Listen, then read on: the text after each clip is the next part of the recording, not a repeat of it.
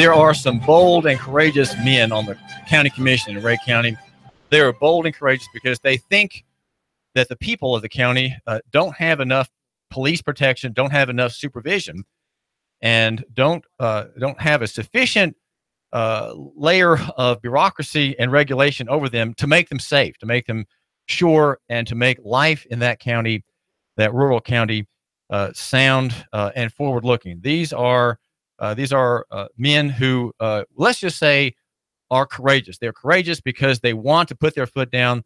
They want to have a new resolution to authorize the county to give officials in the county, the men and women on the ground, if you will, new powers that they don't now have. And that would be with respect to the regulation of nuisances and other practices detrimental to the inhabitants of the county. Now, this is a wonderful language, and it's courageous language. I think it's just my breath is taken away at the courage of these two or three men on the county commission. And what's in view now is pursuant to Tennessee code to authorize the exercise of powers granted to municipalities in general, if they pick them up, if they take into their hands, into their strong 10 fingers, these powers in Title VI. Now, we're going to hear from a man, Joe Paige, who's a builder. He runs Access Remodeling, and he out of Spring City in Rhea County.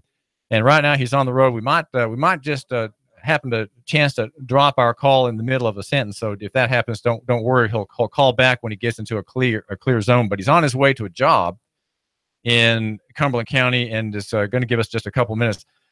Joe, tell my listener in a nutshell. Well, tell my listener in a nutshell or not what is being proposed and what will be considered in a kind of a planning meeting this Tuesday in Dayton. Well, David, first a little background. First, thanks for having me on. A little background on this. I usually attend the county commission meetings here in Rhea County, and at the last meeting, a gentleman spoke during comments to the public and asked the commissioners to do something about a nuisance next door to him. In other words, his neighbor was piling up trash. It was getting to be a health hazard, and he was asking the commissioners if there's anything that could be done. Well, in typical government bureaucrat fashion, one of the commissioners took this on as an issue, and it has now morphed into what you just described, the resolution to regulate nuisances. All right. Well, what is it about? Well, actually, what it does, I urge people to get a copy of the resolution to read it, because I can't explain to you how bad it is. You have to read it with your own two eyes to believe what these people are trying to do. In essence, what it will do is allow the county to impose regulation on any aspect of private property ownership or use. In other words, the resolution states they can define, they can abate, they can suppress any acts on your private property if it's so much as an inconvenience to your neighbor, not a danger, not a threat, but so much as an inconvenience. It literally covers everything. Well, the exact language which you've heard from Joe Paige includes other words. Define. It gives the county the authority to define, prohibit, abate, suppress, prevent, and regulate all acts, practices, conduct, businesses, occupations, callings, trades, uses of property, Joe Paige, and all other things whatsoever. Now, here's the kind of things that are being regulated. Whatsoever detrimental or liable to be detrimental to the health, morals, comfort, safety, convenience, or welfare of the inhabitants of the municipalities, and exercise general police powers. So we're having proposed here a use of police powers. I'm wondering if we have enough exercise of police powers already in Rhea County. Well, first of all, yes, well, we do. There are avenues and mechanisms to address the kind of complaints this gentleman has. But David, can your listeners think of anything that they do on their private property that could not be suppressed, abated, or eliminated by this ordinance? In other words, if you wanted to shoot your guns on your private property and the noise disturb your neighbors, could they stop that? Could they stop you from having a wood stove, for example, and the smoke doesn't bother your neighbor. It bothers your neighbor three houses down. Can they abate that? Can they suppress that? Again, it is so broad, sweeping that it is a danger to freedom and liberty-loving private property owners. Or maybe my listener has his teenage son who's still living at home has a little car repair business under the proverbial country shade tree, and he's got some chocks there and a device to haul an engine out of a car and some other things, a little shed there on the side. That could be viewed as rather ugly, rather uncommodious for our taste. Oh, absolutely. You can include any auto repair if you want to repair a car on your property. And a little more background. I moved here to East Tennessee 4 years ago from a fascist area called Tampa Bay, Florida, that regulated every possible aspect of your behavior. And I moved here for the simple reason that I believe that East Tennessee respects private property rights, respects freedom and liberty. And I've come to find that it's not always the case. And if we can't have that kind of freedom and liberty in Rhea County, East Tennessee, I don't know where we're going to find it. Well, why is there, well, say something about the overbroadness of this language. It seems very comprehensive, but that would seem to be the strength and courage of this resolution. Would you suppose there could be lesser, narrower language, Joe Paige? David, this is written by lawyers for lawyers. They trap you. In other words, they try to cover every possible circumstance so that they're covered. When they want to pass a resolution that, for example, would ban hunting on your property, they have the authority to do that because the resolution is so broad. Well, let me ask you this. You're saying that the commission in Rhea County is proposing having an ordinance, which is it's a civil ordinance only. Cities do not have in Tennessee, they don't have powers in criminal matters, according to Chattanooga versus Davis 2001 and an earlier case, Chattanooga versus Myers. They have only civil authority, and we know that because of the rule in the Constitution, Joe Paige, that prohibits cities from demanding a fine past $50. In other words, they have fining authority only on ordinances, and the limit is $50. They don't have punitive powers, and yet this ordinance seems very punitive in the things that it would seek to prohibit and ban and allow to be suppressed, including trades and occupations. So it seems like there would be the prospect for an occupational tax here. Yes. Well, like I said, trades and occupations, that's one issue altogether, but this regulates the use of private property, which can cover any human behavior on your property. And that's, like I said, that's what makes it so dangerous, that it is so all-encompassing that I can't think of anything that they could not regulate on your own private property. So my listener, let's say, lives in Rhea County in a very old house, very bucolic setting, with a nice porch and some beautiful banisters kept up and nice paint, not too far from Bryan College, not too far from downtown.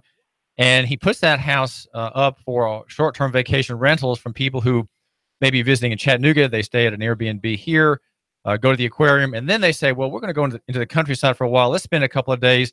Let's go to the courthouse where the Scopes trial took place, the monkey trial in the 1920s, and let's just enjoy that. And so they're in an Airbnb house, a rental house in Rhea County. That could be prohibited as well.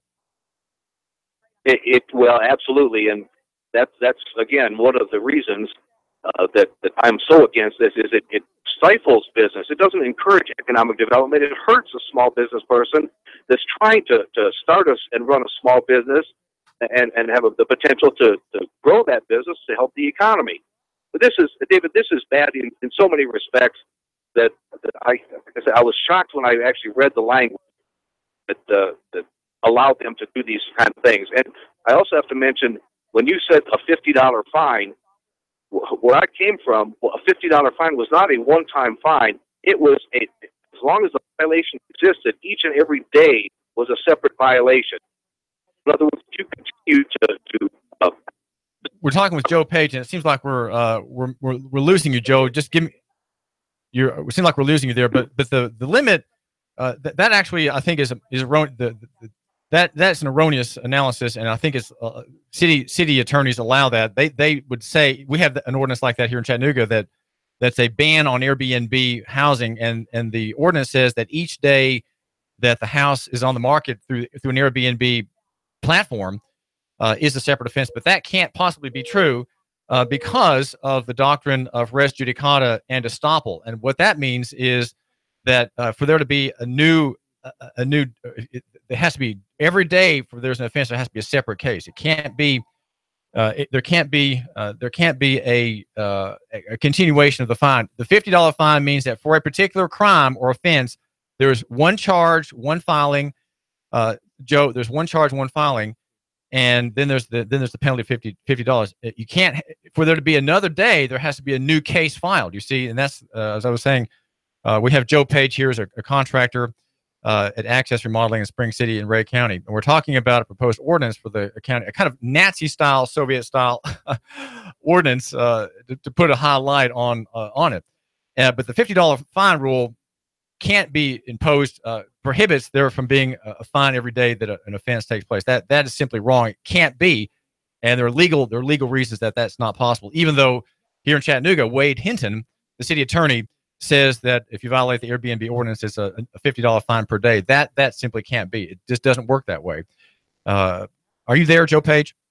Can you hear me, David? Yeah, I can hear you now. Go ahead. All right, so we're talking about this ordinance proposed by Rhea County, and it prescribes limits within business, and it goes on to say it prescribes limits within which business occupations and practices liable to be nuisances or determined to the health, moral, security, and general welfare of the people may lawfully be established, conducted, or maintained. So there's a new regulation going to be imposed under this plan to control occupations. That could be really anything. That could be I'm a writer and an editor.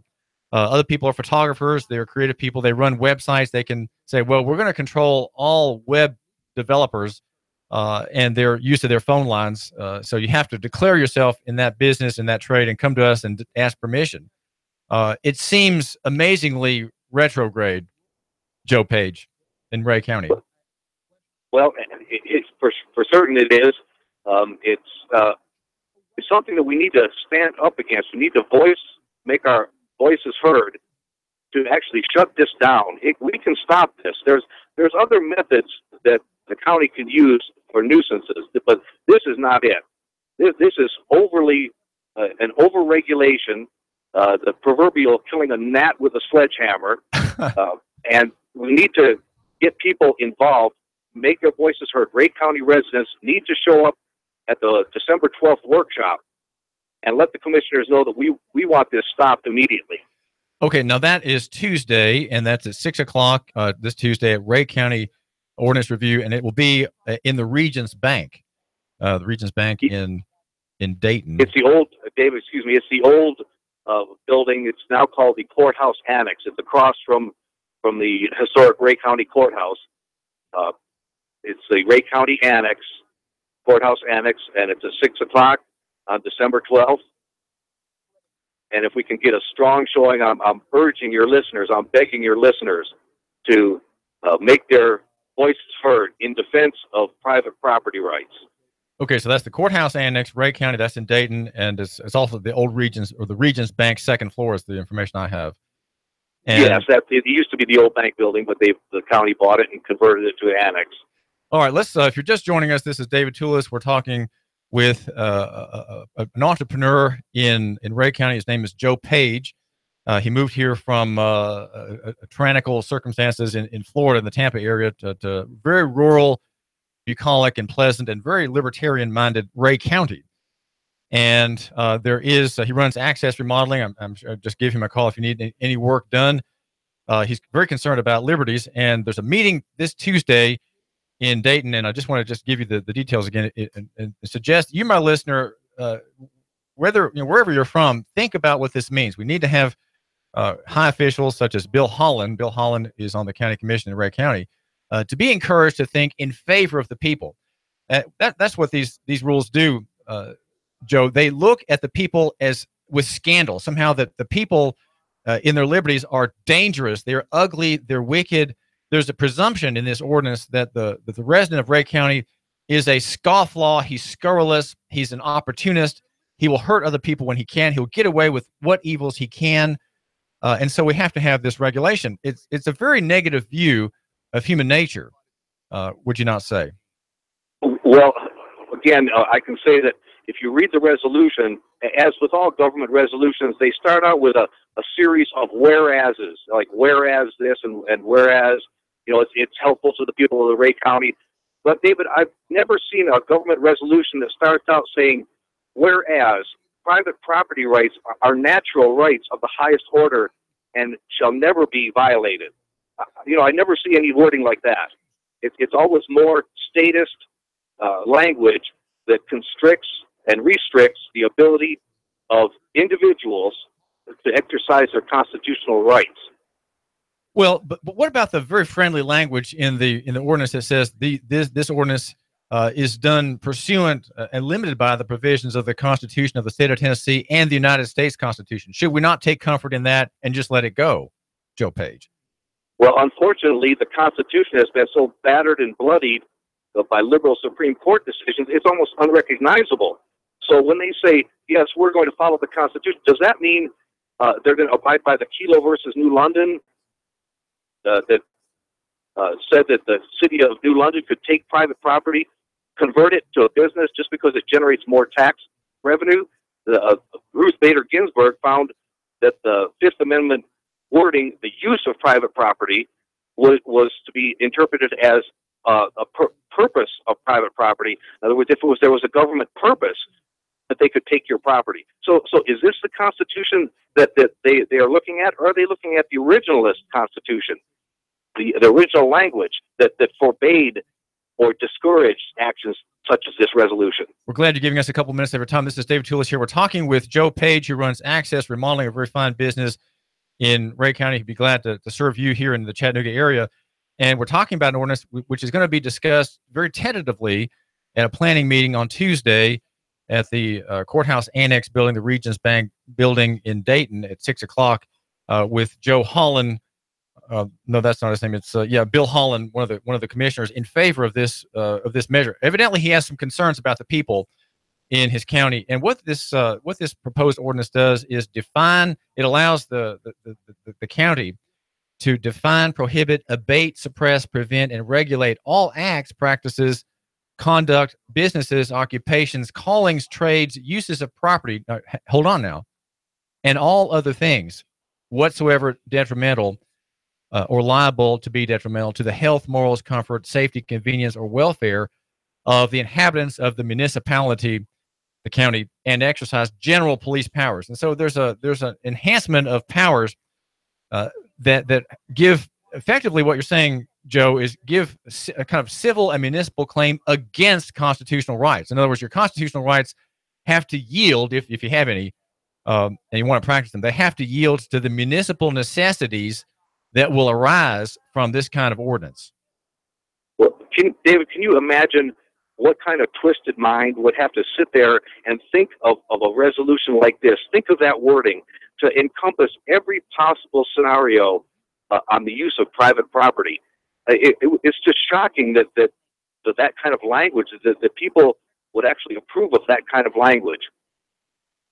Well, I think you're right, and it has. I think Bill Holland, the commissioner, and his allies, who are very concerned for the county. Right, these are men who are concerned for the county, and we're going to have to say that they're very courageous to propose this. They're very courageous men, because what they're doing is they're stabbing out. They're reaching out with a kind of bold hostility to the people of Rhea County, and saying you are bad. You're dangerous.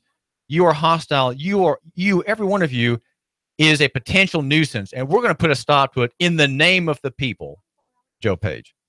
Well, that's correct. In other words, they don't trust an individual. They feel that it has to be a collective decision, a collective regulation, something that will cover every possible use of that private property. And David, it's so bad that this resolution doesn't only have to be defeated; it's got to be burned, and the ashes encased in a lockbox, and then put in a block of concrete and buried 10 feet deep.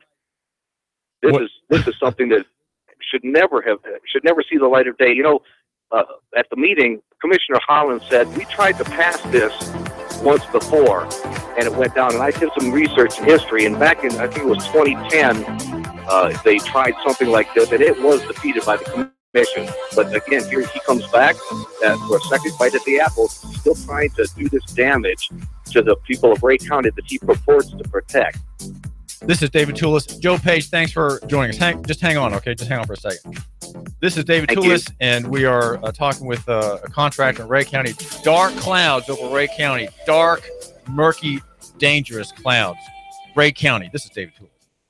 Traffic, news, and information. Nooga Radio. Digital FM 95.3 HD4 and 92.7 FM. 3, 2, 1. Chattanooga Radio. Digital FM 95.3 HD4, 92.7 FM news. Police say that David Mitchell Sanderson was causing a nuisance outside the Panera Bread downtown. They arrested him, charging him with aggressive panhandling. The 45-year-old taken into custody. He has an extensive criminal record, mostly for public intoxication. An officer who arrested him said that he recognized him immediately as someone who often drinks openly downtown. Snow flurries and school closings in the metro area, Chattanooga County and Murray